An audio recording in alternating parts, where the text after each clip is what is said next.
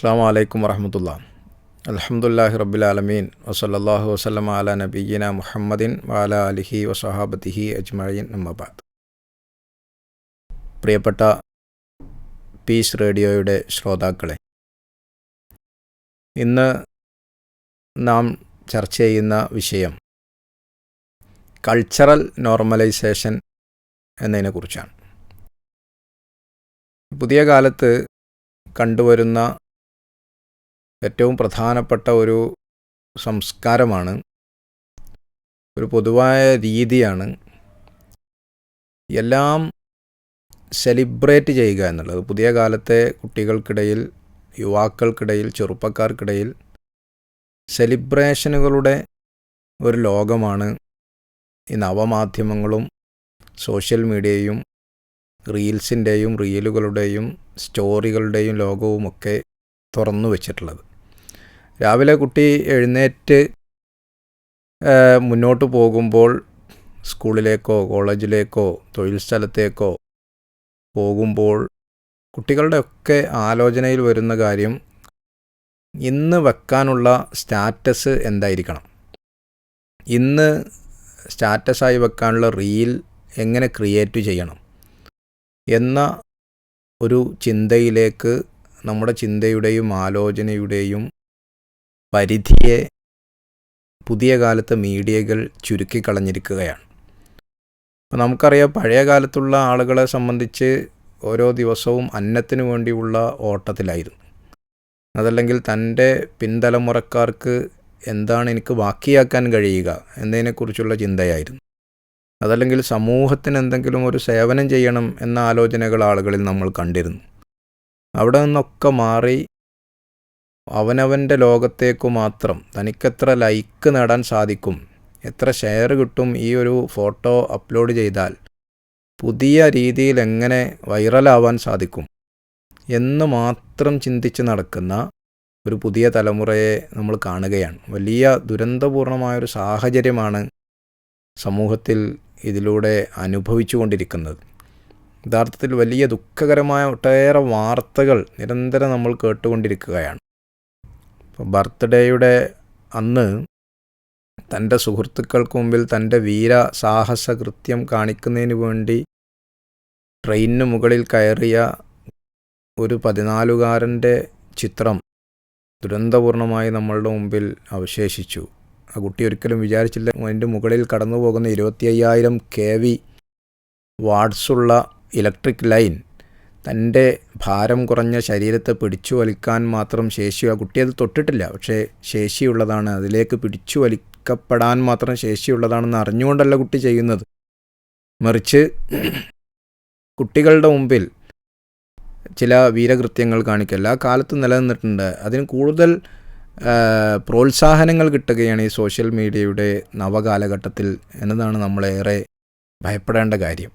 ഒരു ബൈക്ക് നമ്മുടെ നാട്ടിൽ പുറത്തിറക്കുമ്പോൾ അതിൽ 200, 210, 220 മാക്സിമം സ്പീഡ് ലിമിറ്റ് കാണിക്കുന്നുണ്ടാകും. പക്ഷെ നമുക്കെല്ലാവർക്കും അറിയാം, ഒരിക്കലും ആ ബൈക്കോ ആ സ്കൂട്ടറോ അത്രയും വേഗത്തിൽ ഓടിക്കാൻ നമുക്ക് കഴിയില്ല എന്ന്, അല്ലെങ്കിൽ നമ്മുടെ റോഡുകൾ അതിന് പര്യാപ്തമല്ല എന്ന്.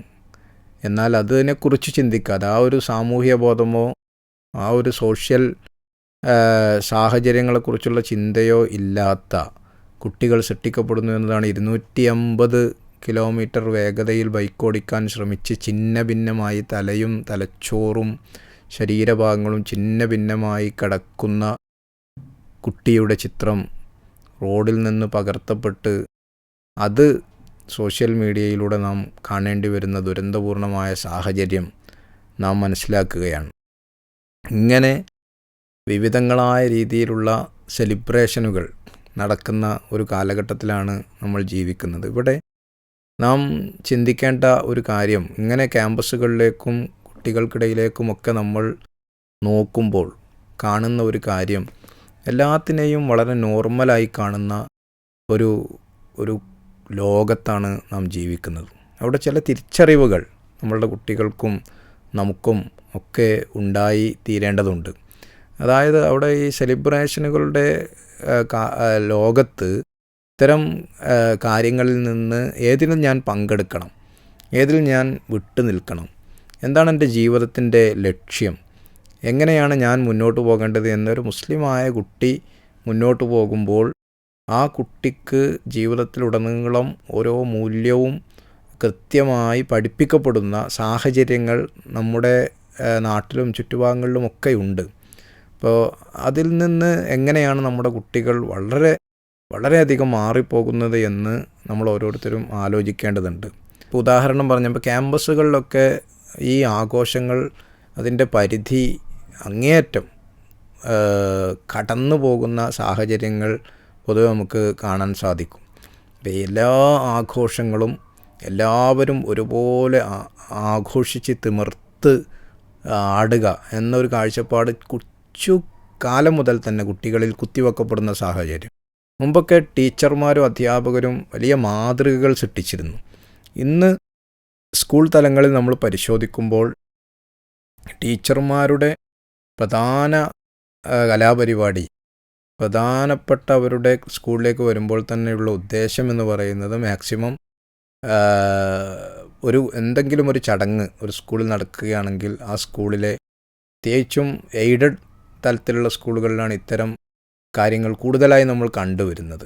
എല്ലാ ടീച്ചേഴ്സും ഒരേ രൂപത്തിലുള്ള സാരി ധരിക്കുക, എല്ലാ അധ്യാപകരും ഒരേ രൂപത്തിലുള്ള വസ്ത്രം ധരിക്കുക. ഇത് കാണുന്ന കുട്ടികളിൽ സൃഷ്ടിക്കപ്പെടുന്നൊരു സാമൂഹ്യ ബോധമുണ്ട്. ഈ സ്കൂളിലാവട്ടെ എല്ലാ ആഴ്ചയിലും പരിപാടി ഉണ്ടാകും. ആ ആഴ്ചയിലൊക്കെ ഒരേ രൂപത്തിലുള്ള ഈ ഡ്രസ് കോഡ് സിസ്റ്റം സ്കൂളുകളിൽ നിന്നാണ് പലപ്പോഴും കുട്ടികൾ പഠിക്കുന്നത്. ഇപ്പോൾ കുട്ടികൾ കോളേജിലേക്കോ ഹയർ സെക്കൻഡറിയിലേക്കോ വരുമ്പോൾ അവർ വിചാരിക്കുന്നത് എന്തെങ്കിലും ഒരു പ്രോഗ്രാം ഉണ്ടാകുമ്പോൾ ഞങ്ങളും ചെയ്യേണ്ട കാര്യമാണിത്.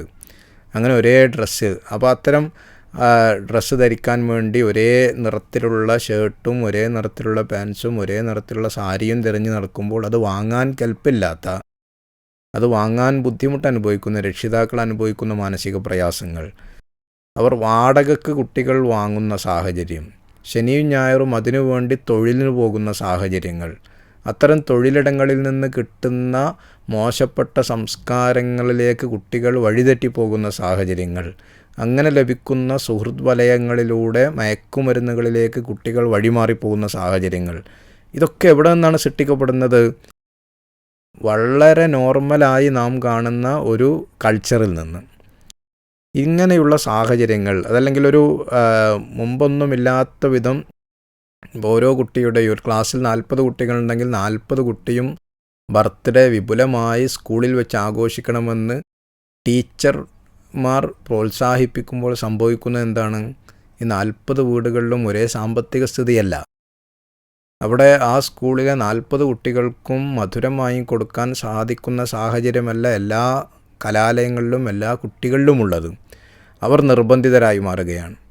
അതിനുവേണ്ടി മാതാപിതാക്കൾ സ്ട്രെസ് അനുഭവിക്കുന്ന സാഹചര്യം വരികയാണ്. അവർ കടം വാങ്ങേണ്ടി വരുന്ന സാഹചര്യം വരികയാണ്. കോടതികൾക്ക് പോലും ഈ അടുത്ത കാലത്ത് ഇടപെട്ട് പറയേണ്ടി വന്നു, കുട്ടികൾ അധ്യാപകർക്ക് ഗിഫ്റ്റുകൾ നൽകുന്നത് നിർത്തണം എന്ന് കോടതിക്ക് പറയേണ്ടി വന്ന ഒരു സാഹചര്യത്തിലാണ് നാം ജീവിക്കുന്നത്. അതെങ്ങനെയാണ് ഉണ്ടായത്? ഒരു കുട്ടി കൊടുക്കുന്ന സമ്മാനം ആ കുട്ടിയോടുള്ള അധ്യാപകൻ്റെ പ്രത്യേകമായൊരു സ്നേഹത്തിന് കാരണമായി മാറും. സ്വാഭാവികമായി മനുഷ്യർക്ക് സംഭവിക്കുന്നൊരു ചാബല്യമായിരിക്കും അത്.